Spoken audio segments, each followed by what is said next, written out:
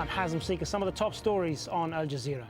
Investigators in the US have revealed more details about the type of devices used in the bombings at the Boston Marathon. They say the explosives may have been stuffed into household pressure cookers together with ball bearings and nails and then left in a backpack.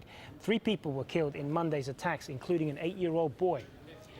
The FBI is investigating the attempted poisoning of a US senator. An envelope addressed to a US senator's office has tested positive for the deadly poison ricin.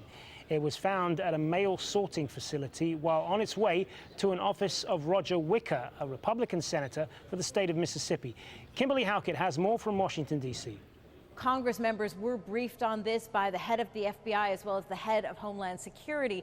But this is, of course, very disturbing to many lawmakers, not only because of the timing coming one day after the attacks at the Boston Marathon, but also because this is eerily similar to 2001, September 2001, 1 week after the September 11th attacks at the World Trade Center as well as the Pentagon. That's when anthrax was found in letters sent to 2 Democratic senators.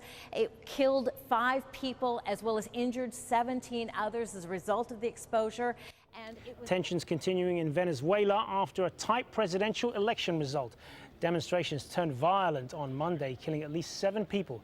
Supporters of President-elect Nicolas Maduro are furious that opposition leader Enrique Capriles has still not conceded defeat.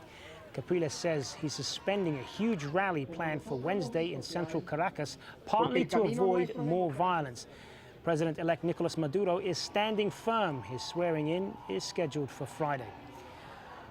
Final respects being paid to former British Prime Minister Margaret Thatcher. Queen Elizabeth II will lead mourners from 170 countries in a ceremony at St Paul's Cathedral in London. Security is tight amid fears of anti-Thatcher sentiment.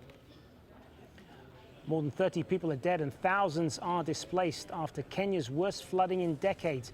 A river in Nyando in the west of the country burst its banks a week ago, destroying crops and contaminating water. The government says climate change is part of the reason. And you can find the latest on all those stories and more at aljazeera.com.